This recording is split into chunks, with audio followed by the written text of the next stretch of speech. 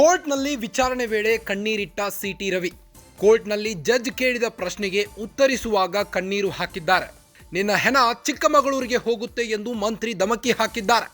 ಗುರುವಾರ ಮಧ್ಯಾಹ್ನ ವಿಧಾನಸಭಾ ಕಾರಿಡಾರ್ನಲ್ಲಿ ನನಗೆ ಧಮಕಿ ಬಂದಿದ್ದು, ಜಡ್ಜ್ ಮುಂದೆ ಕಣ್ಣೀರು ಹಾಕಿ ಉತ್ತರಿಸಿದ ಸಿಟಿ ರವಿ. ರಾತ್ರಿ ನನ್ನನ್ನು ಪೊಲೀಸರು ಎಲ್ಲೆಲ್ಲೋ ಕರೆದೊಯ್ತಿದ್ರು.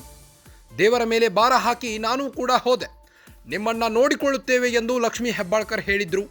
ಕೌನ್ಸಿಲ್ ಹಾಲ್ ಒಳಗೆ ಡಿಕೆಶಿ ಕೂಡ ಬೆದರಿಕೆ ಹಾಕಿದ್ರು.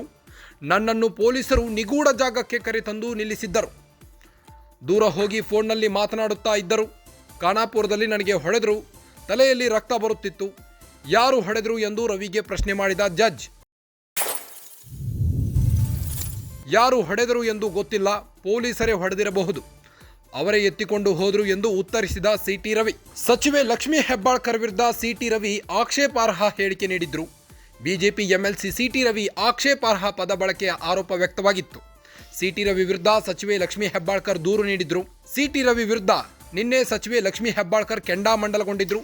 ಸಿಟಿ ರವಿ ವಿರುದ್ಧ ಸಭಾಪತಿ ಹೊರಟ್ಟಿಗೆ ಲಕ್ಷ್ಮೀ ಹೆಬ್ಬಾಳ್ಕರ್ ದೂರು ನೀಡಿದ್ರು.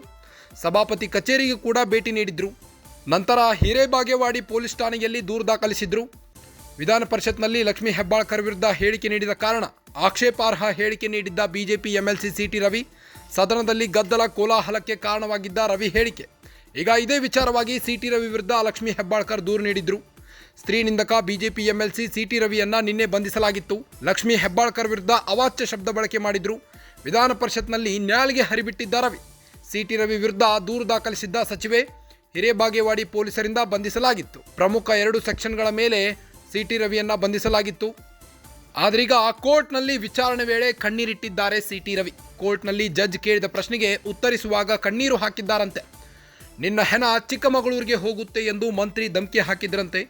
ಗುರುವಾರ ಮಧ್ಯಾಹ್ನ ವಿಧಾನಸಭಾ ಕಾರಿಡಾರ್ನಲ್ಲಿ ನನಗೆ ಧಮಕಿ ಬಂದಿತ್ತು. ಜಡ್ಜ್ ಮುಂದೆ ಕಣ್ಣೀರು ಹಾಕಿ ಉತ್ತರಿಸಿದ್ದಾರಂತೆ. ರಾತ್ರಿ ನನ್ನನ್ನು ಪೊಲೀಸರು ಎಲ್ಲೆಲ್ಲೋ ಕರೆದೊಯ್ದರು. ದೇವರ ಮೇಲೆ ಭಾರ ಹಾಕಿ ನಾನು ಕೂಡ ಅವ್ರ ಜೊತೆಗೆ ಹೋದೆ. ನಿಮ್ಮನ್ನ ನೋಡಿಕೊಳ್ಳುತ್ತೇವೆ ಎಂದು ಲಕ್ಷ್ಮೀ ಹೆಬ್ಬಾಳ್ಕರ್ ನನಗೆ ನಿನ್ನೆ ಬೆದರಿಕೆ ಹಾಕಿದ್ರು. ಕೌನ್ಸಿಲ್ ಹಾಲ್ ಒಳಗೆ ಡಿಕೆಶಿ ಕೂಡ ಬೆದರಿಕೆ ಹಾಕಿದ್ರು. ನನ್ನನ್ನು ಪೊಲೀಸರು ನಿಗೂಢ ಜಾಗಕ್ಕೆ ಕರೆತಂದು ನಿಲ್ಲಿಸಿದ್ರು. ದೂರ ಹೋಗಿ ಫೋನ್ನಲ್ಲಿ ಮಾತನಾಡುತ್ತಾ ಇದ್ರು.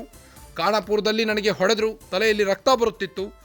ಯಾರು ಹೊಡೆದ್ರು ಅಂತ ರವಿಗೆ ಪ್ರಶ್ನೆ ಮಾಡಿದ ಜಡ್ಜ್. ಯಾರು ಹೊಡೆದ್ರು ಅಂತ ಗೊತ್ತಿಲ್ಲ, ಪೊಲೀಸರೇ ಹೊಡೆದಿರಬಹುದು, ಅವರೇ ಎತ್ತಿಕೊಂಡು ಹೋದರು ಎಂದು ಉತ್ತರಿಸಿದ ಸಿಟಿ ರವಿ.